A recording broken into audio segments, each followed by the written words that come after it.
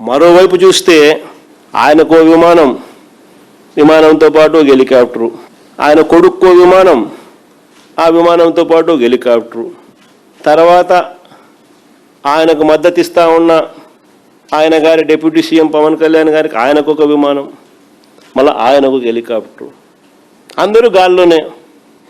ముఖ్యమంత్రి గారి కొడుకు ఒక పూట విజయవాడలో ఉంటే మరో పూట హైదరాబాద్లో ఉంటాడు, ఇంకో పూట క్రికెట్ మ్యాచ్ కోసం పక్క దేశం వెళ్ళి కొలంబోలో మ్యాచ్ చూస్తాడు రాత్రికి, మరుసటి రోజు ఉదయం మళ్ళీ విజయవాడలో ఉంటాడు, మళ్ళీ ఆ సాయంత్రం విజయవాడ నుంచి ఢిల్లీకి పోతాడు. అంతే ప్రైవేట్ విమానాలే. దేశంలో బాధ్యతాయుతమైన పదవుల్లో ఉన్న వాళ్ళు ఇలా జల్సాలు చేసిన సంబరాలు ఎక్కడైనా ఉన్నాయా? కొలంబోలో మ్యాచ్ ఆడతా అంటే ఈయనకేం స్వామి, నాకు అర్థం కాదన్నా. ప్రైవేట్ ఫ్లైట్లో కొలంబోకు పోయి మ్యాచ్ చూస్తాడు. ఈ టీవీ చూస్తే కనపడదా మ్యాచ్? సరే క్రికెట్ అభిమానమే అనుకో, టీవీ చూస్తే కనపడదా? నేను కూడా నిన్న టీవీలోనే చూసిన మ్యాచ్.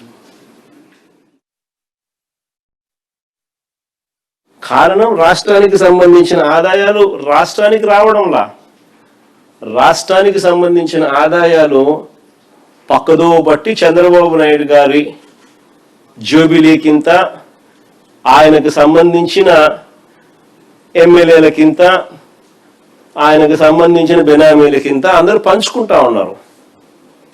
దోచుకో పంచుకో తినుకో అన్నట్టుగా.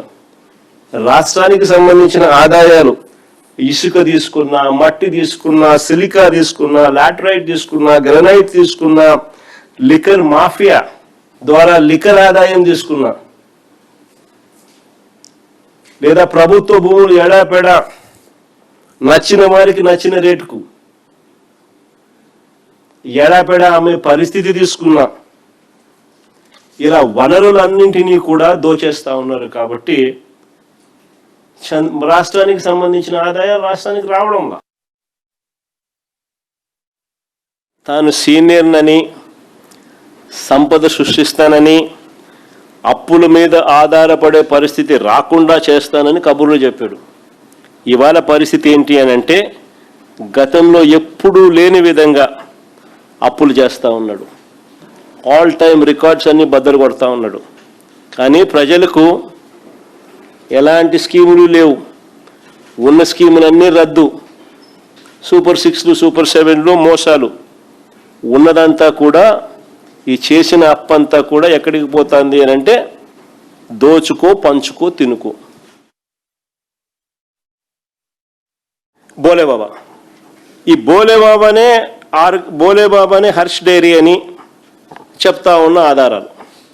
Bhole Baba organic dairy milk private limited, previously known as Harsh fresh dairy products private limited అని చెప్తా ఉన్న ఆధారాలు. 2018 జూన్ 26న అంటే చంద్రబాబు నాయుడు గవర్నమెంట్లో 2018 జూన్ 26న బోలేబాబాకు టెక్నికల్ క్వాలిఫికేషన్ ఇస్తూ నాడు చంద్రబాబు హయాంలోనే టీటీడీ బోర్డు తీర్మానం. స్వయంగా బోలేబాబా ప్లాంటును వీళ్ళు పరిశీలించి, టీటీడీ వాళ్ళు అక్కడికి వెళ్ళి పరిశీలించి టెక్నికలీ క్వాలిఫైడ్గా నిర్ధారించామని టీటీడీ తీర్మానం.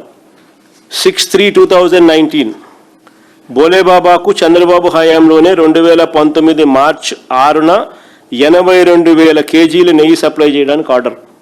ఇదే బోలేబాబా తాము హెరిటేజ్ అసోసియేట్ అయినట్టుగా ఈ కామర్స్ వెబ్సైట్ ఇండియా మార్ట్లో స్వయంగా తెలిపిన బోలేబాబా, తాము హెరిటేజ్ అసోసియేట్ అయినట్టుగా ఈ కామర్స్ వెబ్సైట్ ఇండియా మార్ట్లో స్వయంగా తెలిపిన బోలేబాబా, తాము హెరిటేజ్ అసోసియేట్ అయినట్టుగా బోలేబాబానే ఈ కామర్స్ వెబ్సైట్ ఇండియా మార్ట్లో స్వయంగా తెలిపినాడు తాము హెరిటేజ్ అసోసియేట్ అయినట్టు. ఇప్పుడు వీళ్ళు ఏమంటారు, బోలేబాబా రాజస్థాన్ది, బోలేబాబా ఉత్తరాఖండ్ కాదు ఇది అని. అది ఉత్తరాఖండ్, ఇది రాజస్థాను అని అంటారు. ఎవరు? వీళ్ళు TDP batch. Heritage Hyderabad, heritage Vijayawada రెండు ఒకటి కాదు స్వామి. 2024 election code came into existence. March 16th, 2024, election code came into existence. May 13, March 16 election code వచ్చింది. May 13, 2024 polling జరిగింది. May 13, 2024 polling took place. May 15th, 2024, tenders were opened. After the election, 2 days after the elections, tenders were opened. Supply order issued to AR Dairy 2 days after polling. June 4th, 2024, election results came. Government announced. Chandrababu Naidu took over. June 12th, AR Dairy first started supplying ghee.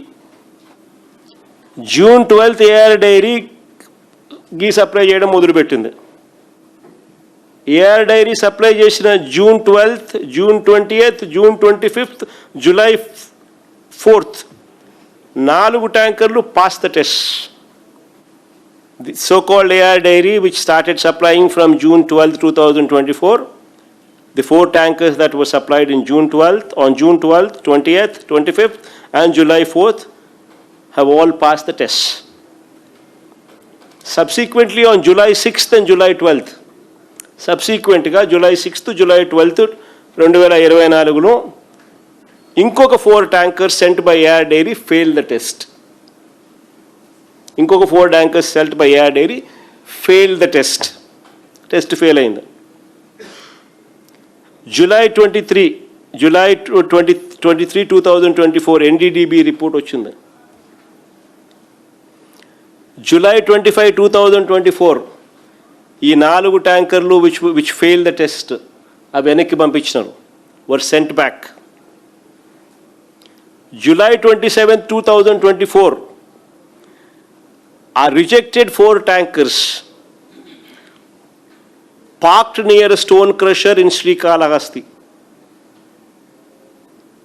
The rejected 4 tankers were parked near a stone crusher in Srikalahasti secretly.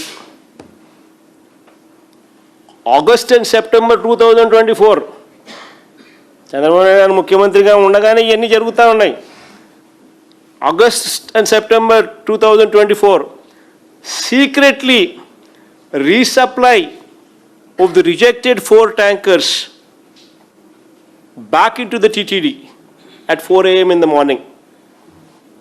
ఇదే reject అయిన ఈ ట్యాంకర్లు August సెప్టెంబర్లో మళ్ళీ టీటీడీలోకి తిరిగి వచ్చినాయి. తెల్లవారుజామున 4 గంటలకు ఆగస్టు సెప్టెంబర్లో. సెప్టెంబర్ 18న దీనికి టీటీడీ అబ్జెక్షన్ కూడా చెప్పలా, తీసుకుంది. సెప్టెంబర్ 18న చంద్రబాబు నాయుడు గారు అలిగేషన్స్ చేస్తారు. Animal fat, beef, పోర్కు, fish oil అన్నీ ఉన్నాయని. నేను అడుగుతా ఉన్నా, అందరినీ ఆలోచన చేయమని చెప్తాను. టెండర్లు ఎప్పుడు ఖరారైనాయి? నెయ్యి ఎప్పుడు సప్లై అయింది? శాంపుల్ ఎప్పుడు రిజెక్ట్ అయినాయి? రిజెక్ట్ అయిన ట్యాంకర్లు ఎప్పుడు తిరిగి వెనక్కి వెళ్ళాయి?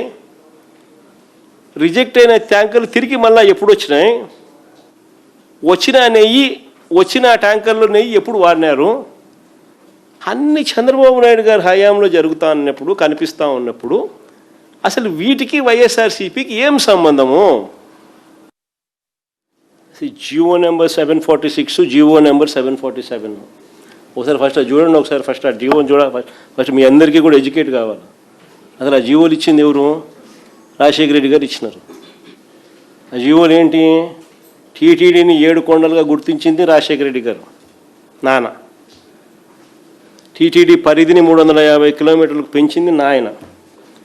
అన్యమత ప్రార్థనలు టీటీడీలోనూ మిగిలిన ఒక 19 గుడుల దగ్గర జరగకుండా కట్టడి చేస్తూ జీవోలు ఇచ్చింది కూడా నాయనే, వైఎస్ఆర్ఏ.